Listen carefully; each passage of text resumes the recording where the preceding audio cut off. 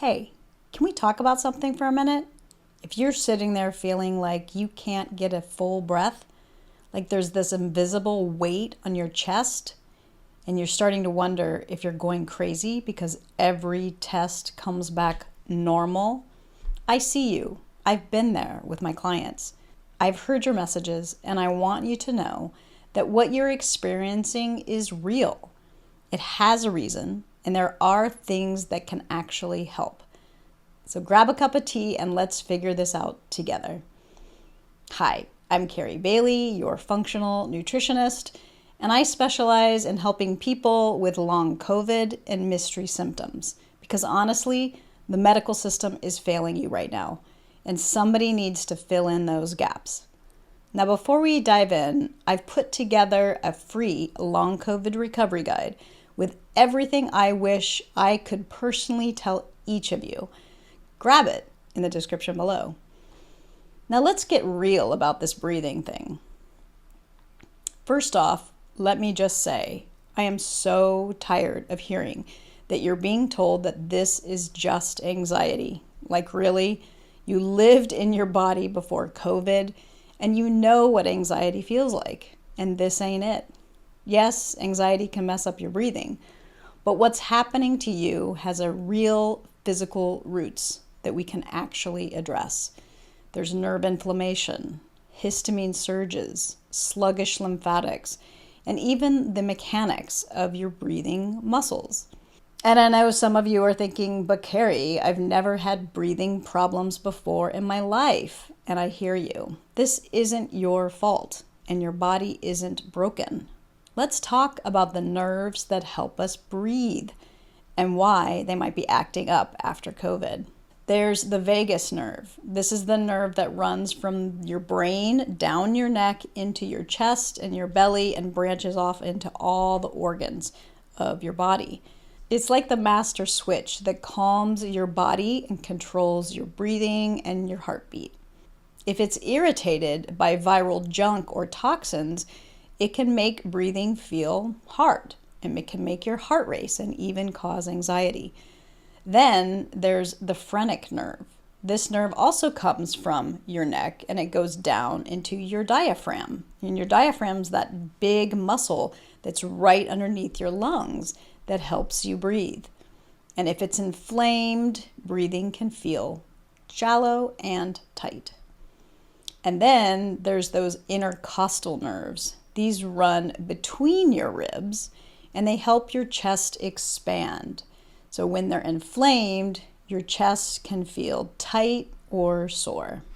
Now, it's not always the virus itself attacking the nerve. It's often the junk the virus leaves behind. So when your immune system fights off a virus, it creates byproducts like viral debris and toxins and inflammatory chemicals. And if the body can't clear this out efficiently because the liver and the lymph are overwhelmed, this junk hangs around and starts irritating the nerves.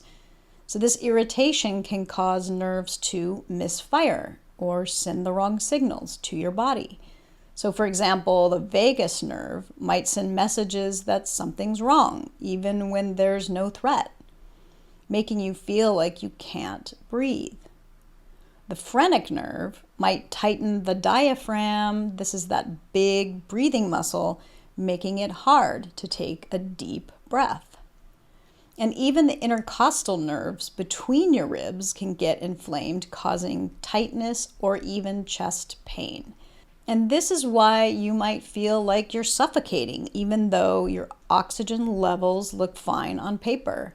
It's not in your head. It's the nerves that are being irritated by lingering viral junk that your body hasn't been able to clear out yet. Now, some of you might be rolling your eyes thinking, viral debris, Carrie, that sounds made up. And I get it. I was skeptical too until I saw client after client getting better when we addressed this stuff and really started detoxing all that viral debris. Now let's talk about your body's automatic system, the autonomic nervous system. The system controls things like your heartbeat and your breathing, digestion, and even blood pressure. without you even having to think about it.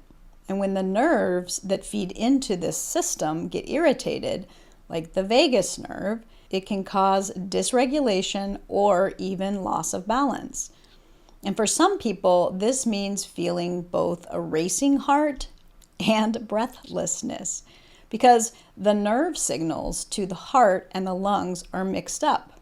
For others, it might just be air hunger or tightness in the chest, because the breathing muscles aren't getting clear messages from the brain.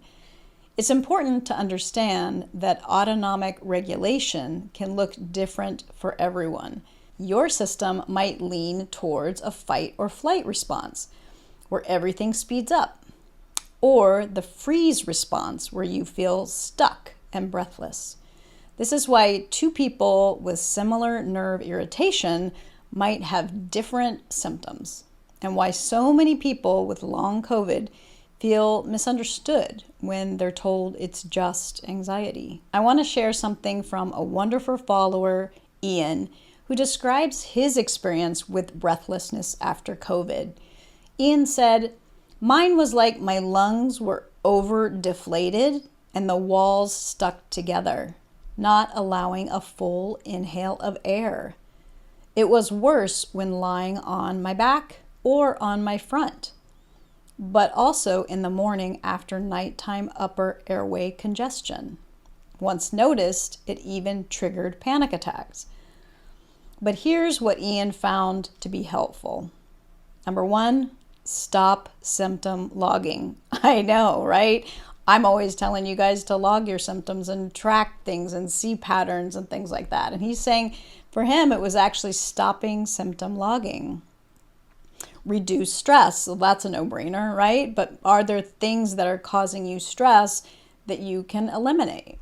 Accept that your body can still heal itself. And this is probably one of the main principles and points of my channel, is that I want you guys to know when you give your body the right nutrients, it can heal. I believe that deep in my heart and soul, and hopefully you do too if you're following my channel.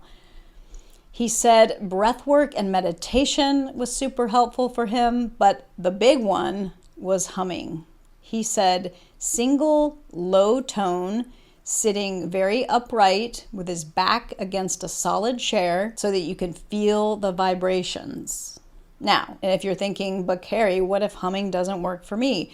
And that's okay too. We're all different.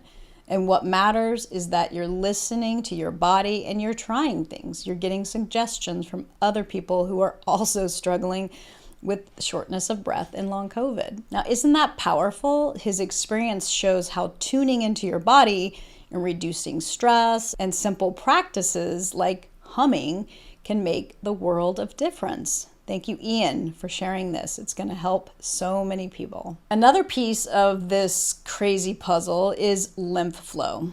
Your lymphatic system helps drain out toxins and keeps tissues healthy. And when it's been backed up, like after COVID, you can feel pressure and heaviness in your chest and around your lungs, making breathing harder. The lymphatic system is overburdened when the liver becomes overburdened. So if you know your lymph isn't moving, you know the backup system is your liver and it needs some love. I always recommend supporting lymph flow with really, really gentle movements. The lymphatic system doesn't need harsh movements.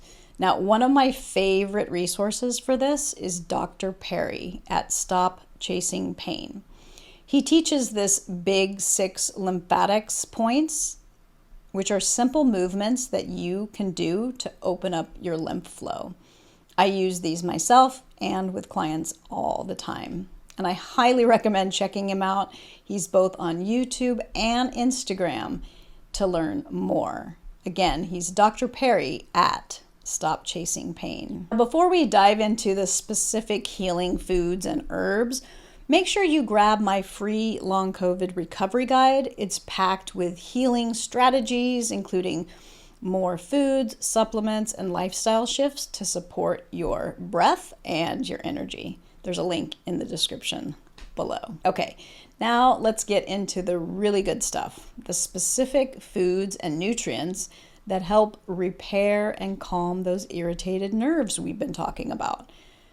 Now, I'm going to break this down super simply so you know exactly what to focus on. Think of your nerves like electrical wires that got damaged in a storm. They need very specific materials in order to rebuild that protective coating and also to get the signal flowing again smoothly. These foods are very targeted towards symptoms of shortness of breath as well. Apricots, dates, and figs, you can get these fresh or dried, and they're rich in potassium and natural sugars that provide quick energy to fuel your nerves and your lungs. And because they're high in natural sugars, they replenish your glycogen stores. And they also help stabilize your blood sugar and support your adrenal glands. Their natural sweetness nourishes the brain and calms your overstimulated nervous system. The next food are grapes. And I mean more specifically the red, black, or Concord grapes. They're packed with antioxidants and polyphenols that reduce inflammation and oxidative stress. Their natural sugars fuel nerve repair and immune support. Grapes can thin mucus and support lung and vascular health. One of my favorite ways to eat grapes, to clean them all up, take them off of the vine and lay them out in the freezer and freeze them, and then store them in the freezer in a baggie, and you can just eat them as you like, especially in the summer, which we're coming to now. Cruciferous veggies, these are things like kale, cabbage, cauliflower, Brussels sprouts, and arugula. These are rich in sulfur compounds that support liver detoxification and phytonutrients that strengthen immunity. They calm inflammation and nourish your breathing muscles. Parsley is a natural cleanser. It's rich in chlorophyll and vitamin C, and it helps detoxify toxins, supports your kidneys, and improves oxygen delivery through improved circulation. Now, I want to set realistic expectations here. You might not feel different tomorrow or even next week. Nerve healing takes time. We're talking weeks to months, not days.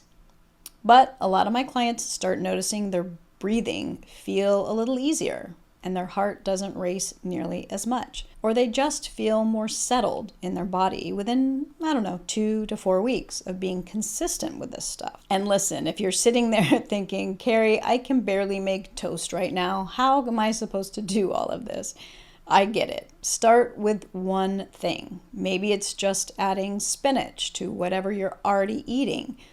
Progress, not perfection. Okay? And don't forget the power of calming herbal teas. I love recommending these gentle, nourishing options in addition to or as opposed to tinctures for a more soothing approach. Lemon balm tea is naturally calming properties that relax the nervous system and reduce breathlessness. Gentle antiviral support helps with the viral debris and eases muscle tension, relaxing the diaphragm and the breathing muscles. Licorice root tea is one of my favorites. It's just delicious. It has anti-inflammatory properties, it supports your adrenal glands, and it reduces the stress-inducing histamine surges.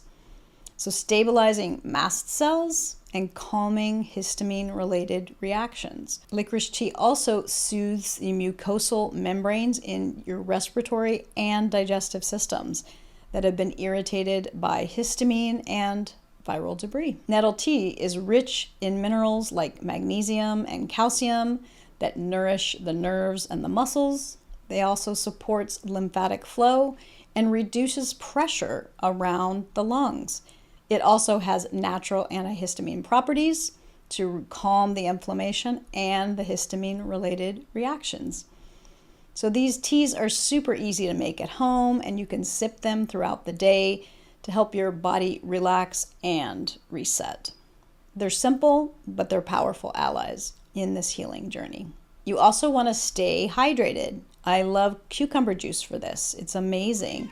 Try gentle movements like stretching, walking, or even light bouncing to support lymph flow.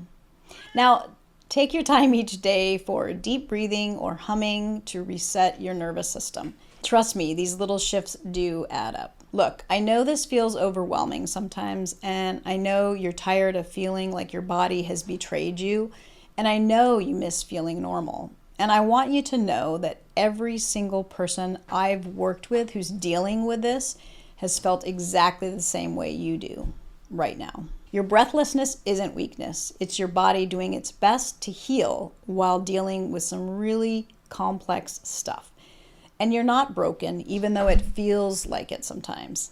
And if you haven't grabbed my long COVID recovery guide yet, please do. I put my heart into it because I want you to have hope and actual tools that work. And hey, drop me a comment and let me know, what does your breathlessness feel like? Because I read every single comment, and sometimes just knowing someone else gets it can make all the difference. You're going to get through this. I believe in you, and I'm here for you. Thank you so much for watching. Bye for now. Okay, you want to be in the picture? You want to say hi? Kia says hi too. Okay.